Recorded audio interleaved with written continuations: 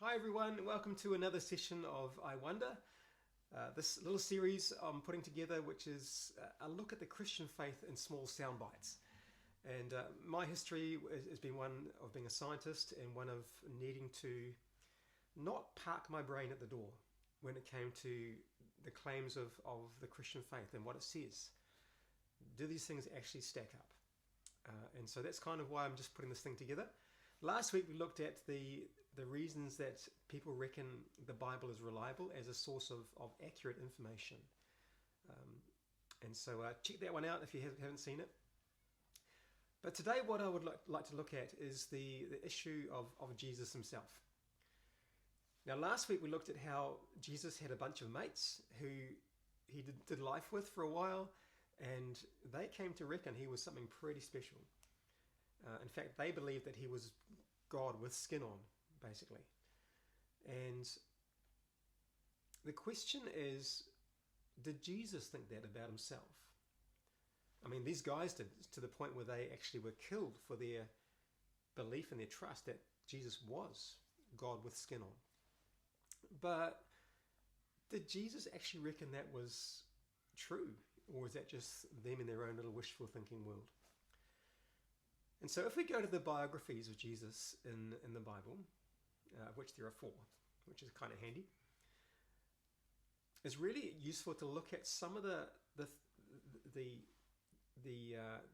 things that Jesus said and did that show he believed himself to be something very, very special. And one of these lines of evidence is that the things that he called himself, or that he allowed other people to call him. He allowed people to call him this word Messiah, which was a big fancy word, Jewish word, that basically meant there was a special person who God would send to set everything right for the Jewish people. Now, in Jewish thought, that actually wasn't a God person. It wasn't God with skin on, it was just a person. But Jesus did accept that title, and he knew that he was a person sent by God to do something very special. So yes, he did accept the term Messiah, but it wasn't really a term that said he was a God person, so to speak. One of the most fascinating titles that he called himself was a phrase which is quite unusual. It's the phrase, I am. It's unusual because we wouldn't call ourselves I am these days. People would look at us strangely. But in Jewish culture, I am was a phrase that was found on the lips of God. So about 1200 years before Jesus was born, God came to a guy called Moses.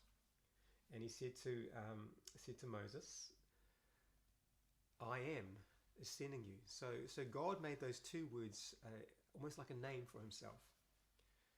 And it became known as that.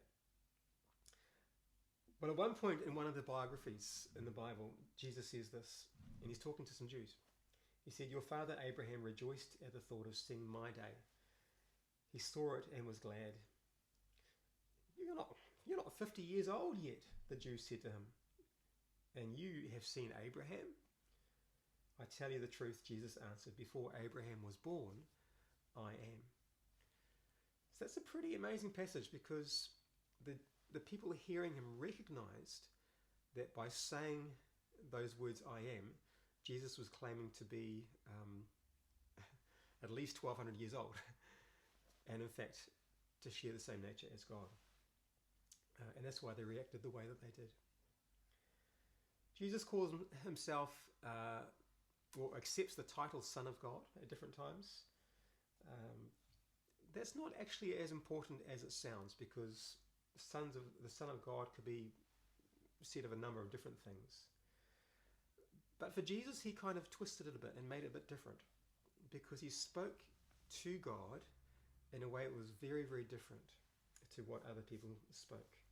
He used a word which is the word Father for God.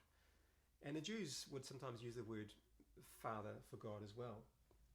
But Jesus used a variation of the word that actually means daddy, which is a place that Jews wouldn't normally go to at all. It was the first time we know of anyone ever using an intimate kind of family word like daddy to describe their relationship with God. And when he's talking with his mates about God, he says, your Father and my Father, not our Father. So there's a sense that he sees his relationship with God as being different from those of his friends.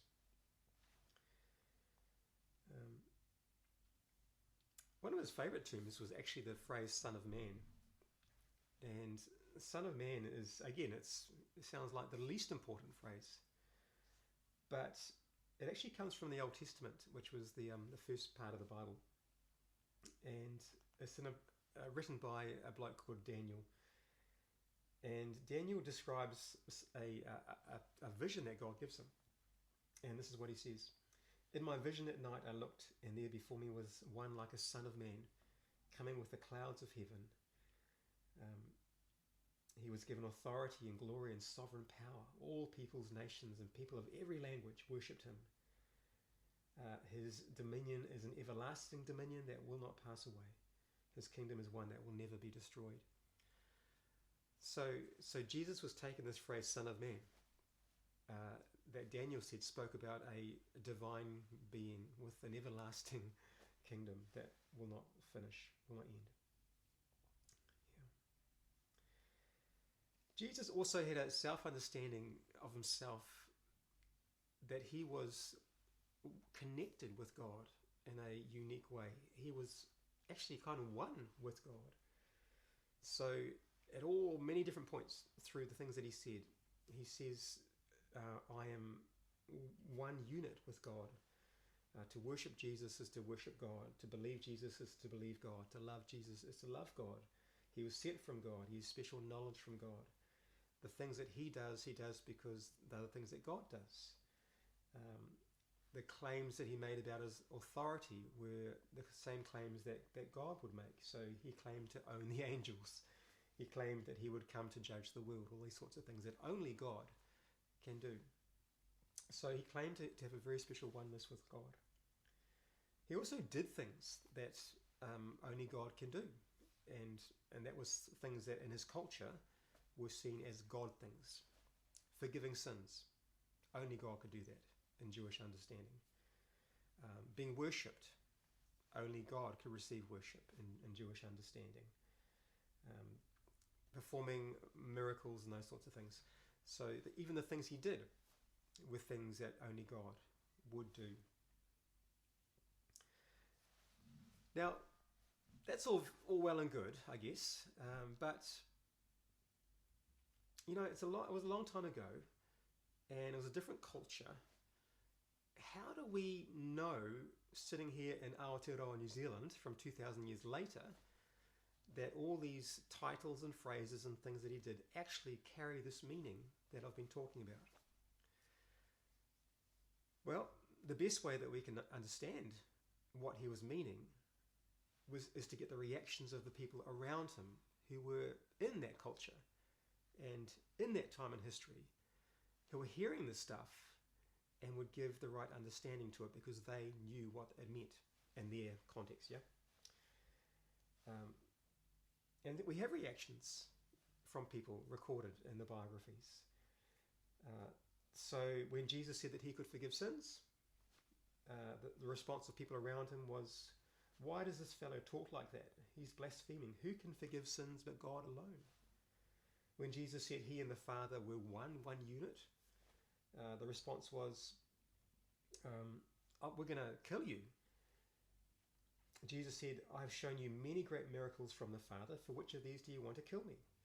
We're not stoning you for any of these, they replied, but for blaspheming because you, a mere man, claim to be God.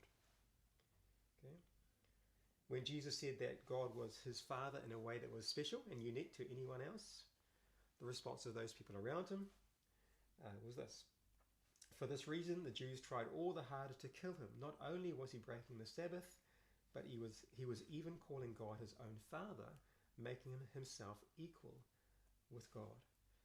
When Jesus said that he was I am, their response was to pick up stones and try and kill him. When Jesus said that he was the Son of Man, described in the book of Daniel, the response was, he has spoken blasphemy. Why do we need any more witnesses? Okay. So these things that he was saying were interpreted as being claims to be someone very, very special, to be in fact God with skin on. Now they didn't believe that, of course. But what it does tell us is that Jesus believed it. So what was Jesus' understanding about himself? He believed that he was God. Now whether we believe that and accept that ourselves, that's the next thing that we need to talk about. But hopefully this has been helpful for you, and keep thinking, keep posting questions if you want to, and we'll talk again soon. Take care. Bye for now.